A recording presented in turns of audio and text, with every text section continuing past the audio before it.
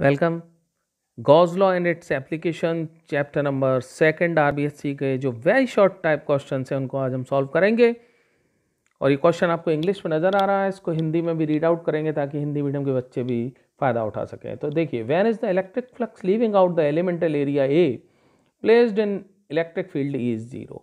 तो इस क्वेश्चन में कहा गया है कि आप जो है ई भी रखिए और ए भी रखिए, ये दोनों अगर मौजूद होते हैं, ए का मतलब एरिया वेक्टर, और एरिया वेक्टर कितना होता है, किसी भी सरफेस के परपेंडिकुलर होता है आउटवर्ड, जानते हैं ना।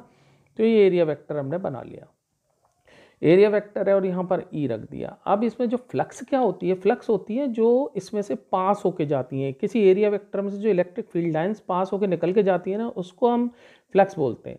तो देखिए यहाँ मैंने इसको ऐसे लिटा के ज़मीन पर बिल्कुल समतल रखा हुआ है। अगर इसको ज़मीन पर समतल रखते हैं हम, तो इसमें से कोई लाइन पास ही नहीं होंगी, ये तो ऊपर से निकल जाएंगी, बिल्कुल इससे छिमती हुई ऊपर से पैरेलल निकल जाएंगी। तो जब ये पैरेलल निकल गई, इसमें अंदर नहीं घुसी, इसमें अंदर नहीं गई, तो इसमें फ्लक्स कितनी हो गई, ज़ीरो। तो कंडीशन क्या हुई, ई और ए के बीच में एंगल कितना बनाया आपने, 90 डिग्री का। तो आंसर हो जाएगा ई और ए के बीच में एंगल को आपको रखना पड़ेगा 90 डिग्री का, तभी इसमें जो है फ्लक्स जो है ज़ीरो होगी। क्यों? क्योंकि हम अच्छी तरह से जानते हैं जो फॉर्मूला होता है फ्लक्स का, ई ए कॉस थीटा होता है। तो यहाँ पर थीटा की वैल्यू अगर 90 करेंगे तो फ्लक्स अपने आप ऑटोमेटिक ज़ीरो हो जाएगा। और it let us see another question. Question number 2 में पूछते हैं कि at what conditions is the electric field intensity due to uniformly charge non conducting sphere is zero. तो आप कंडीशन बताइए। तो कंडीशन देखिए, नॉन कंडक्टिंग स्फीयर को बना लेता हूँ मैं। ये नॉन कंडक्टिंग स्फीयर है, तो इसका अंदर अगर आपको याद हो तो अंदर इलेक्ट्रिक फील्ड जो होती है ना, E is directly proportional to R आती है। याद है, ये ग्राफ भी हमने ड्रॉ किया हुआ, अगर याद नहीं है तो प्लीज़ वॉच करिए वीडियो को। ये इस तरह से ग्राफ को हमने प्लॉट किया हुआ है, ये सीधी लाइन होती है। तो यहाँ पर इस पॉइंट पर ई कितना होता है, ज़ीरो होता है। तो ध्यान रखना है कि कुचालक गोले में सेंटर पर इलेक्ट्रिक फील्ड की वैल्यू ज़ीरो होती है। तो ये देखिए, कुचालक गोले में नॉन कंडक्टिंग स्फीयर में ज़ीरो हमें एट द सेंटर रखना है। और साथ में ये भी याद रखना है कि जो पोटेंशियल होता है, यानी कि विभव होता है, विद्युत विभव, वो इन्फिनिटी पर, अनंत पर ज़ीरो होता है। तो इसका मतलब अनंत पर भी इलेक्ट्रिक फील्ड ज़ीरो होगी, यानी कि इन्फिनिटी पर और साथ में सेंटर पर electric field is going to be zero. Next question को देखते हैं। Write the formula for force acting on a unit area of a charge conductor also give its direction. ये कह रहे हैं कि जो आपका चार्ज जो है कंडक्टर है, चालक है, जिसको आपने आवेश दिया हुआ है, उस पर जो फोर्स लगती है वो डायरेक्शन क्या होती है, फॉर्मूला क्या होता है। आपको याद है, ये हमने ड्राइव किया हुआ था कि फोर्स जो होती है, फोर्स का जो अपने फॉर्मूला हमने बनाया हुआ था, ये देखो, इसको हम चार्ज देते हैं इस तरह से, तो प्लस प्लस चार्ज इसके ऊपर, क्योंकि ये चालक है, कंडक्टर है, तो इसके ऊपर जो चार्ज आता है वो इसकी सरफेस पर आ जाता है, सरफेस पे दिखा दिया। तो इसके ऊपर जो फोर्स लगती है इस बाकी हिस्से से हमने ड्राइव की था, और ये फोर्स होती है, बल होता है sigma square upon 2 epsilon not. तो ये देखिए, ये प्लस के हैं, ये भी प्लस का है, ये प्लस का है, जिस पे हम इतने पे निकाल रहे हैं, ये प्लस का है, ये प्लस का है, और ये भी प्लस का है। तो फोर्स डेफिनेटली बाहर की तरफ लगती है। तो आंसर हो जाएगा F is equal to sigma square upon 2 epsilon naught, and direction of the force will be always perpendicular to the surface outward. Perpendicular, इसके बिल्कुल लंबवत दिशा में इस तरह से जाएगी फोर्स, और हमेशा बाहर की तरफ ही लगनी है। तो ये आंसर लिखना पड़ेगा आपको as it is. Next question को देखते हैं। नेक्स्ट क्वेश्चन में पूछ रहे हैं कि where is the energy stored due to electric charge. Electric charge की जो एनर्जी है, जो ऊर्जा है किसी चार्ज की वजह से, वो कहाँ स्टोर होती है। बहुत इंपॉर्टेंट क्वेश्चन है, इस पर इंपॉर्टेंट लगा लो आपके एग्जाम पॉइंट ऑफ व्यू से, क्योंकि राजस्थान बोर्ड में बहुत ऐसे क्वेश्चंस पूछे जाते हैं। तो देखो, मैं ज़रा चार्ज बनाता हूँ, ये चार्ज बना देता हूँ, और चार्ज से इस तरह से इलेक्ट्रिक फील्ड लाइंस निकल के जाती हैं ना। तो अगर ये इस तरह से जो इलेक्ट्रिक फील्ड लाइंस निकल के जाती हैं, ई बोलते हैं। देखो, समझ में आ रहा है, कुछ याद आ रहा है आपको। जो विद्युत बल रेखाएं होती हैं किसी भी चार्ज से रेडियली आउटवर्ड होती हैं, त्रिज्यीय रूप से बाहर की तरफ होती हैं। ये देखिए, त्रिज्यीय बाहर जा रही हैं, रेडियली आउटवर्ड। तो इसमें पूछ रहे हैं कि जो इनमें क्या एनर्जी होती है, बिल्कुल होती है, आपको याद रखना है, हमने ड्राइव भी किया हुआ था। एनर्जी पर यूनिट वॉल्यूम जो निकाली थी, याद हो आपको, तो half epsilon not E square थी, याद है। नहीं याद है, आप कहेंगे सर भूल गए, कोई दिक्कत नहीं है, भूल गए तो इसको, ये तो वीडियो आप देख ही रहे हैं क्योंकि आपको याद रखना है, तो आप याद रखना है इसको, जो इसको ऊर्जा घनत्व बोलते हैं यानी एनर्जी डेंसिटी, ये energy per unit volume.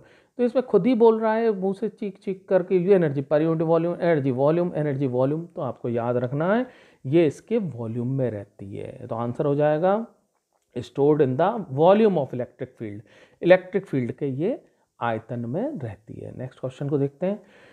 A conducting sphere of diameter d is charged with q, was the value of electric field inside the sphere। इसमें पूछ रहे हैं एक चालक गोले को जिसका डायमीटर d है, उसको अगर आप चार्ज देते हैं तो उसमें इलेक्ट्रिक फील्ड यानी विद्युत क्षेत्र की अंदर जो होता है स्फीयर में कितना होता है। तो ध्यान रखो, को चालक के लिए नहीं, चालक की बात कर रहे हैं। तो चालक में हमें क्या करना है, चालक में हमें अच्छी तरह से एक चीज़ देनी है, ध्यान रखनी है कि जैसे ही चालक को चार्ज देते हैं, चालक पे चार्ज पूरा कहाँ आता है, सरफेस पे आ जाता है। तो जैसे ही सरफेस पे आता है तो अंदर कितनी होती है, ई 0 होती है, ध्यान रखना है। इलेक्ट्रिक फील्ड पूछे यानी कि विद्युत क्षेत्र का मान याद रखना है, विद्युत क्षेत्र का मान कितना होता है, अंदर 0 होता है। पूरे इसमें आंख बंद करके आंसर लिखिएगा, लेकिन यहाँ ये ध्यान रख लेना कि कुचालक तो नहीं है, ये नॉन कंडक्टिंग में अंदर ई 0 नहीं होती है। अभी अभी बताया था ई सिर्फ उसके सेंटर पर 0 होती है, ये अंतर समझ लेना आप। इस पॉइंट पर कुचालक में, ये अगर कुचालक है तो इसके सिर्फ इस पॉइंट पर 0 होगी, बाकी यहाँ पर 0 मत कर देना। लेकिन इसमें तो अंदर कहीं भी पहुंच जाओ सब जगह पर 0 होगी, सेंटर पर भी 0 होगी, केंद्र पर भी 0 होती है, और अंदर कहीं भी आप उंगली लगा दो उस जगह पर कंडक्टिंग में 0 ही होती है। Got it. नेक्स्ट क्वेश्चन देखो, इसमें बोल रहे हैं कि if in Coulomb's law there would be independence on 1/r³ in place of 1/r², then would Gauss law be true. ये पूछ रहे हैं कि क्या गॉस लॉ ट्रू हो जाता अगर कूलम्ब लॉ में 1/r² की बजाय, कूलम्ब लॉ याद है, F=K Q1 Q2/r²। तो इसमें अब ये कह रहे हैं कि r² की बजाय 1/r³ होता तो गॉस लॉ एप्लीकेबल होता क्या, नहीं होता। हमें ध्यान रखना है, इस आंसर को याद कर लेना कि गॉस लॉ सिर्फ और सिर्फ उनके ऊपर प्रभावी होता है जो कि इनवर्स स्क्वायर लॉ का पालन करते हैं, यानी व्युत्क्रम वर्ग नियम का पालन करते हैं। नेक्स्ट क्वेश्चन को देखते हैं। नेक्स्ट क्वेश्चन क्या कहता है, question number 7, if the net charge enclosed in a Gaussian surface is positive then what is the nature of total electric flux through the surface. ओ हो, जबरदस्त क्वेश्चन है। देखो जरा इसको सॉल्व करने के लिए मैं क्या करता हूँ, एक ये आपके लिए एक इस पर बताता हूँ। इस क्वेश्चन में जरा ध्यान दो कि इसमें पूछा था कि अगर कोई एक सरफेस से नेट फ्लक्स पॉजिटिव है, नेट फ्लक्स पॉजिटिव का मतलब क्या होता है कि अंदर क्या ये नेट फ्लक्स पॉजिटिव है, तो देखो दो फ्लक्स होती हैं। एक फ्लक्स, तो फ्लक्स का मतलब क्या होता है, विद्युत बल रेखाएं, इलेक्ट्रिक फील्ड लाइंस। तो मैं देखो बताता हूँ, एक जरा दो सरफेस बनाते हैं। एक सरफेस में इस तरह से आ रही है अंदर, ठीक है, तो हम इसको बोलते हैं कि फ्लक्स एंटरिंग है, यानी फ्लक्स अंदर प्रविष्ट हो रही है, फ्लक्स जो है एंटरिंग है। तो ये लिख देता हूँ। तो हम क्या मान के चलते हैं कि फ्लक्स एंटरिंग को हम लेके चलते हैं कि फ्लक्स एंटरिंग ने क्या होती है, नेगेटिव मान लेते हैं हम नॉर्मली। यहाँ लिख देता हूँ, फ्लक्स एंटरिंग को हम क्या मानते हैं, यूजुअली नेगेटिव। एक होती है फ्लक्स लीविंग। तो फ्लक्स लीविंग मतलब यहाँ पे फ्लक्स एंटरिंग कब होगी, जब यहाँ पे क्या होता है, -q की तरफ बल रेखाएं आती है ना, अंदर की तरफ दिखाते हैं ऐसे, तो हमने ऐसे दिखा दी, इसमें आती हुई ऐसे अंदर की तरफ दिखा दी। और एक होता है प्लस चार्ज, प्लस के लिए बाहर जाती हैं, अभी बताया था त्रिज्यीय रूप से बाहर जाती हैं, इसमें त्रिज्यीय रूप से अंदर आ रही हैं, इसमें त्रिज्यीय रूप से आप बाहर निकालिए। तो ये देखो, इसके लिए लिखता हूँ मैं, फ्लक्स जो है क्या कर रही हैं, लीविंग है। करेक्ट, फ्लक्स क्या हो रही है, इसमें लीविंग है, और फ्लक्स लीविंग को हम लेके चलते हैं पॉजिटिव। ये भी चीज़ ध्यान रखना, यानी कि किसी भी सरफेस में, ये सरफेस बनाई हुई है गोला, ये सरफेस में अगर फ्लक्स आती हैं तो हम उसको लिखते हैं नेगेटिव, और फील्ड लाइंस अगर जाती हैं तो हम उसको लिखते हैं, क्या लिखते हैं उसको हम लिखते हैं पॉजिटिव। अब इसमें गड़बड़ क्या है इस क्वेश्चन में, इस क्वेश्चन में ये कह रहे हैं ये कि आप जो है दो चार्ज लिख देते हैं इसमें, अंदर क्या अगर दो चार्ज मौजूद हैं। सपोज मैं इसमें आपको दूसरे एक पेन से लेके चलता हूँ, let me take one other pen, this one is better. ये इसमें क्या कर रहा है कि इसमें उन्होंने बोला है कि भैया ऐसा है कि इसमें प्लस भी मौजूद है और माइनस भी मौजूद है, लेकिन प्लस जो है बड़ा है। तो देखो माइनस की तो अंदर आएंगी, अंदर डाल दो, और प्लस की क्या जाएंगी, बाहर जाएंगी। तो यहाँ पे कुल क्या हुई, क्योंकि प्लस जो है बड़ा था तो इसका मतलब इसमें कुल जो है निकलने वाली क्या है, बाहर की तरफ ही है, कुल बाहर वाली प्रभावी हो गई, यानी कि फ्लक्स लीविंग जो है वो हो गई ज़्यादा। तो इसमें बोला कुल फ्लक्स बोलिए, यानी फाई नेट इसमें बोला है सवाल में, फाई नेट अगर लीविंग है तो अंदर चार्ज कैसा होगा, तो अंदर चार्ज डेफिनेटली पॉजिटिव आंसर देने वाले हैं आप, गॉट इट। तो देखो इसमें क्लियर कट बोल रहा है कि अगर नेट चार्ज जो है गॉसियन सरफेस में पॉजिटिव है, what is the nature of total electric flux. तो टोटल फ्लक्स कैसे हम बोलेंगे, नेचर क्या है, flux will be leaving, flux क्या है, बाहर की तरफ जा रही होंगी, क्योंकि बाहर की फ्लक्स को हम पॉजिटिव लेते हैं, इसलिए फ्लक्स भी कैसी हो जाएंगी, पॉजिटिव हो जाएंगी। तो आंसर क्या हो जाएगा, if net charge in a Gaussian surface is positive then the flux will be leaving from the surface and total electric flux which are leaving from the surface are taken as positive. Next question को देखते हैं, question number 8। If the electric flux leaving out of the closed surface is zero, then what could be said about the surface। तो अब बताइए, इस question को भी आप फटाफट कर चुके होंगे। अंदर जीरो, तो हमने जो अंदर बनाया था फ्लक्स जो है जीरो, यानी जितनी जा रही हैं उतनी अंदर आ रही हैं। क्या कहेंगे आप, जितनी जा रही हैं उतनी अंदर आ रही हैं, इसका मतलब अंदर चार्ज कैसा था, जितना प्लस क्यू था उतना ही माइनस क्यू था, यानी कि अंदर नेट चार्ज क्या हो जाएगा, जीरो। तो इससे हमने क्या कह दिया कि नेट जो electric flux zero, it implies that net charge जो है वो जीरो होगा, ये। तो इसका मतलब नेट चार्ज को हम जीरो करेंगे। नेक्स्ट क्वेश्चन को देखते हैं, if net charge inside a Gaussian surface is zero then does it mean that the electric field intensity at each point on the surface is zero. अब देखो जरा, ये क्वेश्चन बहुत इंपॉर्टेंट है, इंपॉर्टेंट लगाओ इस क्वेश्चन पे, इस क्वेश्चन पे आप इंपॉर्टेंट लगाओ। देखो ये क्वेश्चन में कह रहे हैं कि अगर नेट चार्ज अंदर जीरो है तो क्या, इसका मतलब ये हुआ कि जो अंदर विद्युत क्षेत्र है यानी इलेक्ट्रिक फील्ड है वो भी जीरो ही होगी। क्या ये आपको ट्रू लगता है? तो देखो ज़रा, इसको मैं एक्सप्लेन करता हूँ आपको।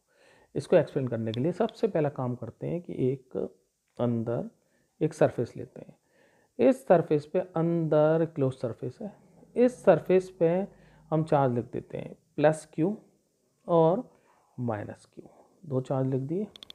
अब बताओ फाई टोटल कितना है यहाँ पर, वो चार्ज टोटल कितना है, क्यू नेट कितना है, क्यू नेट आप डेफिनेटली कहेंगे सर जीरो है, करेक्ट।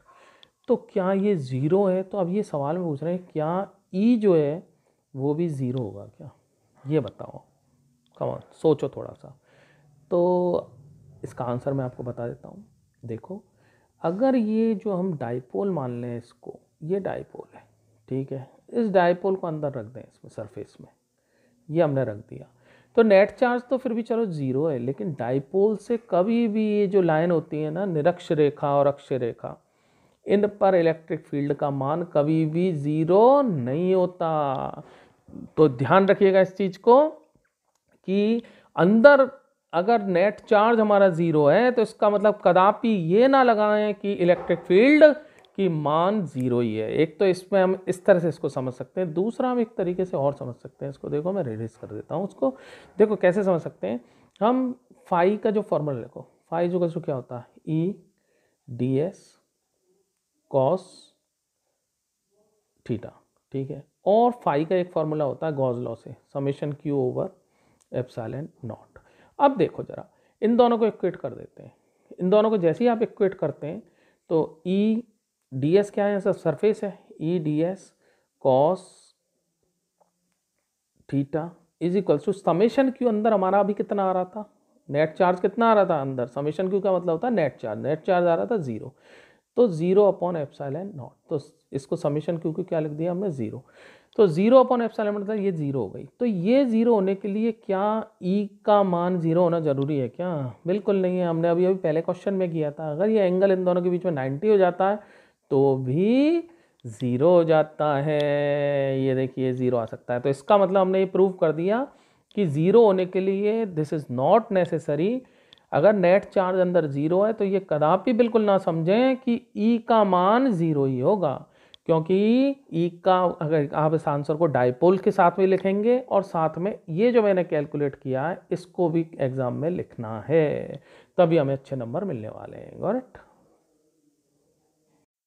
तो देखिए इस क्वेश्चन का आंसर हम ये लिख सकते हैं कि no, it is not always true. ये ट्रू नहीं है, क्योंकि गॉसियन सरफेस में अभी अभी जो हमने पढ़ा वो सारा लिख रहा है कि नेट चार्ज 0 होने के बावजूद भी डाइपोल के लिए, एक द्विध्रुव के लिए एक्सल पॉइंट और इक्वेटोरियल अक्ष और अक्ष रेखाओं पर जो है इलेक्ट्रिक फील्ड का मान 0 नहीं होता है, लेकिन नेट चार्ज जो है, कुल चार्ज जो है 0 होता है।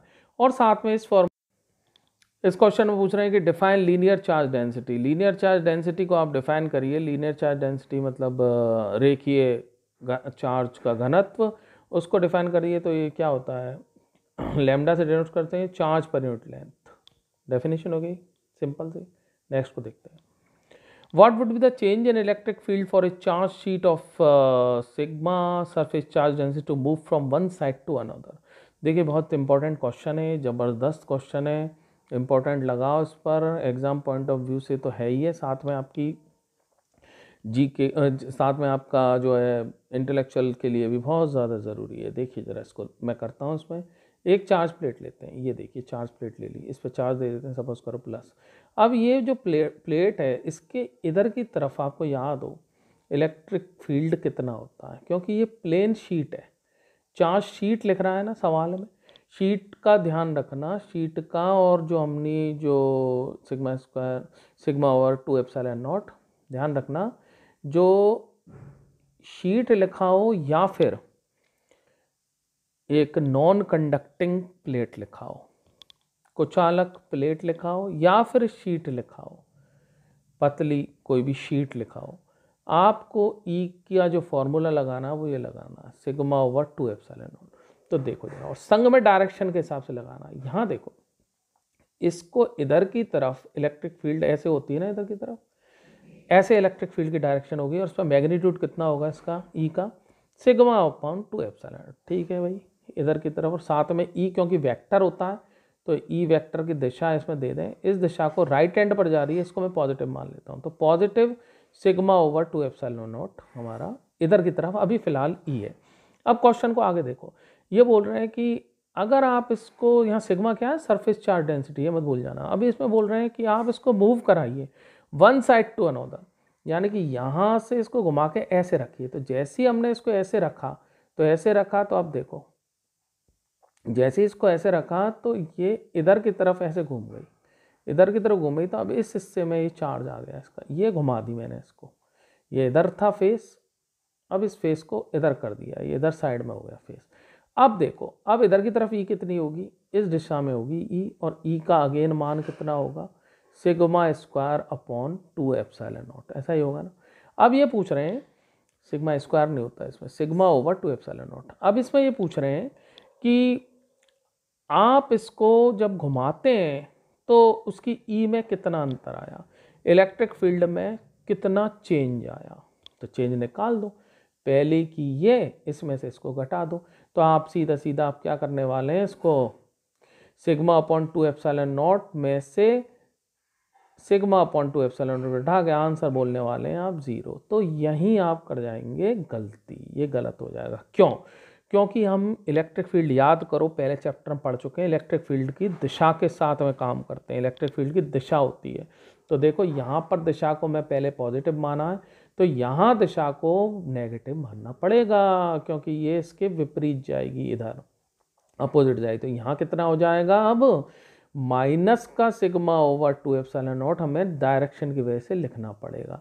अब इनको घटा दो आप, अब जैसे ही इसको इसमें से घटाओगे माइनस के साथ में तो ये हो जाएगा प्लस, तो आंसर कितना हो जाएगा, sigma over upon epsilon not. बहुत इंपॉर्टेंट क्वेश्चन था, आपको ढंग से करना है, इसको बार बार इसकी प्रैक्टिस करनी है। नेक्स्ट क्वेश्चन को देखते हैं। नेक्स्ट क्वेश्चन में कह रहे हैं प्लॉट करिए, ग्राफ करिए, plot between electric field intensity to uniformly charge non conducting sheet and distance. अभी देखा था इस फार्मूला में, ई के formula sigma upon 2 epsilon naught था। तो इसमें आर का तो दूर दूर तक कोई लेना देना नहीं था, तो आर से इसके ऊपर कोई फ़र्क नहीं पड़ता। यानी कि शीट जो थी, इनफाइनाइट अगर शीट होती है तो उसमें यहाँ आर इतना ले लो, आर इतना ले लो, आर इतना सा ले लो, सब जगह पर सिग्मा अपॉन 2 एप्सिलॉन नॉट ही होता है, तो उससे कोई फ़र्क नहीं पड़ता। इसका मतलब ई और आर के बीच में लाइन कैसा मिलेगी, एक सीधी रेखा मिलने वाली है, ये वाला ग्राफ होगा। याद रखना, अच्छा इंपॉर्टेंट क्वेश्चन है, इंपॉर्टेंट लगा लो उस पर। नेक्स्ट क्वेश्चन को देखो। क्वेश्चन नंबर 13 बोलता है कि what is the electric field intensity eight the centre of the uniform. ये तो आपको शुरू में ही बताया था, नॉन कंडक्टिंग स्फीयर के सेंटर पर इलेक्ट्रिक फील्ड का मान कितना होता है जी, 0 होता है सर, गुड। नेक्स्ट देखो, नॉन कंडक्टिंग का मतलब क्या है, कुछ अलग गोला। अब 14वां क्वेश्चन में बोल रहे हैं कि charge Q is placed at the centre of a sphere, now of the charge is placed inside the cylindrical sphere surface of the same volume, then what would be the ratio of flux leaving out the surface in both the condition. जरा इसको solve कर लेते हैं। इसको solve करने के लिए मैं क्या करता हूँ कि जरा ये ले लेते हैं, पेन ले लेता हूँ। अब देखो जरा, इसमें वो बोला है कि एक तो स्फीयर लो, उसमें अंदर चार्ज लगा दो Q। अब ये जो चार्ज Q को, इसको बंद कर दो सिलेंडर में। अब ध्यान रखना कि ये जो वॉल्यूम है ना, ये इन दोनों का, ये जिसमें बंद किया है, ये जो पूरा हिस्सा जो वॉल्यूम है, इनका दोनों का बराबर रखना है हमें। ये थोड़ा सा हमें ध्यान रखना है इसमें। अगर ये वॉल्यूम बराबर होता है, अब गॉस लॉ लगाओ। गॉस लॉ क्या बोलता है कि, गॉस लॉ बोलता है कि जो फ्लक्स होती है वो Q अपॉन एप्सिलॉन नॉट होती है। अंदर यहाँ समीशन लगा रहे थे, समीशन का मतलब इसमें जो Q टोटल है सबको जोड़ना है, यहाँ Q है। ये किसके लिए निकाली है मैंने, गोले के लिए, स्फीयर के लिए। इसको निकालो। सिलेंडर अगर होती हमारी गॉसियन सरफेस तो क्या होता, यही होता जी, Q ओवर एप्सिलॉन नॉट, बशर्ते वॉल्यूम दोनों का बराबर है।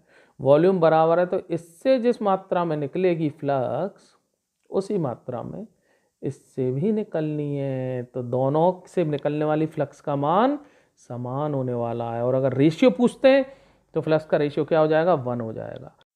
तो देखो इसमें हमें क्या ध्यान रखना है कि जो फ्लक्स होगी वो, if charge is placed at centre and volume, flux जो है सेम होगी, और रेशियो जो होगा इन दोनों का कितना रखना है आपको, 1 रखना है। I hope it is clear to you. Please do comment and subscribe the channel also. इसी के साथ मैं आपसे बाय लेते हैं, टेक केयर।